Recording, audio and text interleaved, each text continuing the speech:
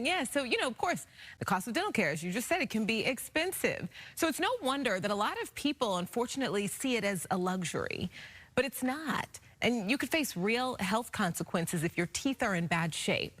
That's why a group of local dentists are providing donated dental care to underserved patients. The smile impacts a lot of people, not only the person who's happy enough to smile, but the people that they're smiling for. That's why Dr. Amber Gilbert was happy to participate in the 13th annual Smile Generation Serve Day. It's a nationwide day of service focused on donated dental care.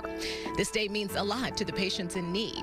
One in particular says he went 18 years without professional dental care, taking care of his mouth on his own. I just brushed my teeth, flossed. 18 years because he was in prison, serving time for a crime he did not commit. I knew I didn't do anything, so it was just a point of getting somebody to help me, getting somebody to hear me. John Smith was a teenager when he was arrested, so he says he had strong faith the mistake would be cleared up, until his lawyer reached out after the trial asking where he wanted his things sent, as there was nothing else he could do for Smith. At 18 years old, he had been sentenced to life in prison. And then that's when it dawned on me, wait a minute, they're gonna leave me here. You know what I mean? They're gonna leave me here unless I get somebody to help me. Nearly 20 years later, the Los Angeles District Attorney's Office reinvestigated the murder, concluding Smith was not involved. His convictions were vacated and he got to go home. Oh, it's a beautiful thing. It's a beautiful thing just to be able to, get up and do what you want to do, and just to have, the leeway to just do what you want to do, not to be, steered around and told exactly what to do and when to do it. Smith has been through a lot, so Dr. Gilbert was anxious to help him with his teeth, noting while free, exonerees still face uphill battles. That stigma sticks with you too, so if there's one thing we could at least help them with, it's the confidence to smile, to reintegrate into society, and you have no idea the impact.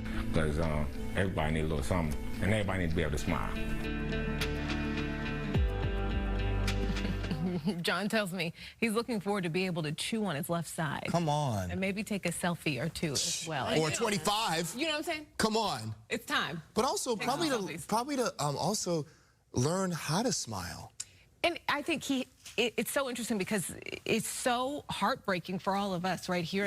We can't even begin to imagine what he's been through. But he is just so happy to be free, to be home, that he feels like he has plenty to smile, but he's not even thinking about that, And dental work can affect the rest of your health too. It's like it's not a small thing. Right.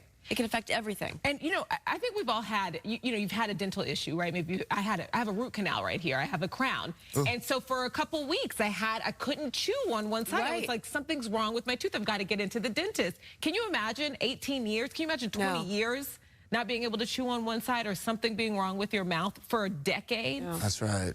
And being mindful of that privilege, right? That you had the privilege to say, I'm in pain, but I have the resource to get to a dentist. It was mostly fitting it in my own schedule. Right. Yeah.